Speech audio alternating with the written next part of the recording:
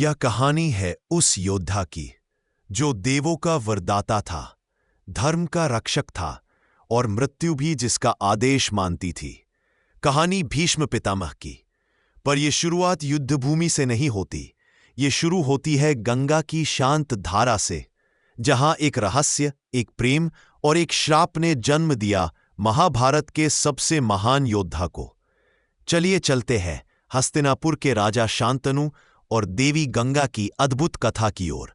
कहानी का प्रारंभ होता है हस्तिनापुर के तेजस्वी और धर्मनिष्ठ सम्राट राजा शांतनु से।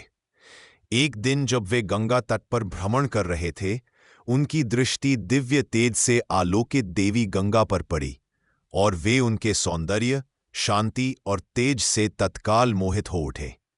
राजा ने विनम्रता और आदर के साथ देवी गंगा से विवाह का प्रस्ताव रखा। गंगा जी मुस्कुराईं और बोली, राजन, मैं आपका प्रस्ताव स्वीकार करती हूं, पर एक वचन देना होगा। भविष्य में जो भी घटित हो, आप मुझे रोकेंगे नहीं और किसी प्रकार का प्रश्न भी नहीं करेंगे। प्रेम और श्रद्धा में डूबे राजा शांतनु ने यह शर्त स्वीकार कर ली। समय अपनी गति से आगे बढ़ा और उनका प्रथम पुत्र जन्मा।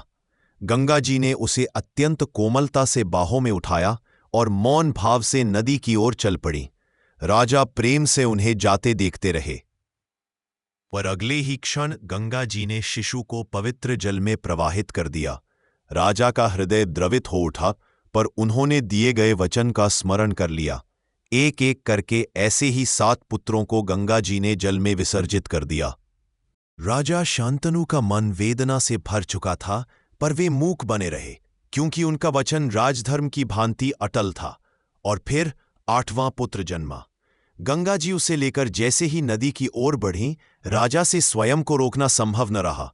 पीड़ा और करुणा से कांपती आवाज में उन्होंने कहा, देवी, कृपा करके रुकिए, यह अधर्म है, यह पाप है, मैं आपको रोकता हूं। उनके शब्दों के साथ ही गंगा की धारा शांत हो गई। गंगा जी ने राजा की ओर गंभीर दृष्टि से देखा और तब उन्होंने सत्य प्रकट किया। राजन, जिन बालकों को मैंने मुक्त किया, वे कोई साधारण शिशु नहीं थे। वे थे अष्टवसु, जो ऋषि वशिष्ठ के श्राप से मनुष्यलोक में जन्म लेने को बाध्य हुए थे। मेरे स्पर्श से 7 वसु पुनः मुक्त हो गए, परंतु जब आपने मुझे रोका, तो यह 8वां वसु अब पूर्ण मानव जीवन जिएगा। यह आपका पुत्र रहेगा और इसका नाम होगा देवव्रत।